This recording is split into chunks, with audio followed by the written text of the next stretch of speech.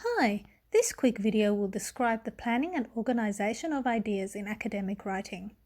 Firstly, it is important to remember that planning is important. A lot of students start writing their assignments without first planning what they are going to say or how they are going to say it. This can result in confused ideas, making it difficult for the reader to follow the argument. Consequently, remember that planning your ideas beforehand allows you to clearly demonstrate your arguments. Secondly, it is important to remember that planning doesn't just start right before you start writing. Writing an academic piece of text takes time, and so careful planning within your schedule is important. This means you should make sure you take note of the due dates and allocate enough time to complete the task.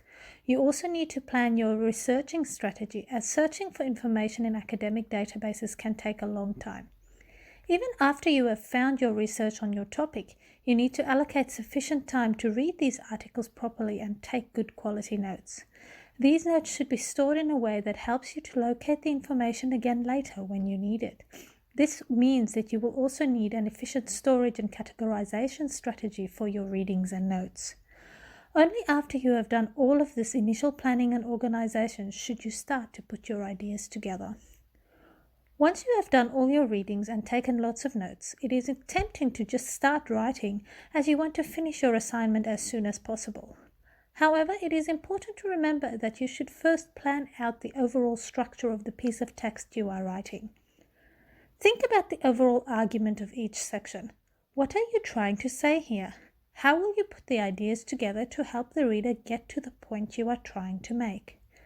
You can do this planning in many ways: sticky notes, mind maps, flow charts, written bullet points. It doesn't really matter. The important thing is, by the end of this planning, you have a clear idea of what you will say in each section.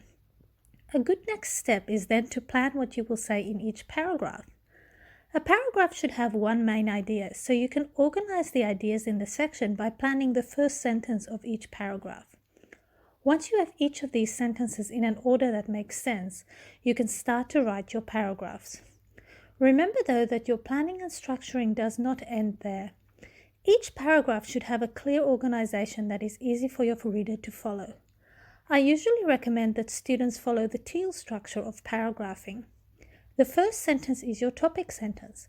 This sentence tells the reader what the main point of the paragraph is.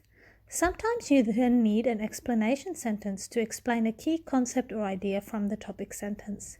For example, you may need to include a definition of a technical term. Then your paragraph will have several evidence and example sentences that will support the main point of your topic sentence. These sentences can come from literature you have read, research data you have collected, or personal experience, depending on the piece of text you are writing. Finally, your paragraph should have a linking sentence that links to the next paragraph so that your paragraphs flow logically from one to the next. The linking sentence often includes some form of implication of the point you are trying to make, which helps to build the argument into the next paragraph. This video has explained the importance of planning and organizing your ideas. Good quality planning and organization of ideas helps the reader follow your argument a lot more effectively, leading to higher quality writing. Good luck! You can do it.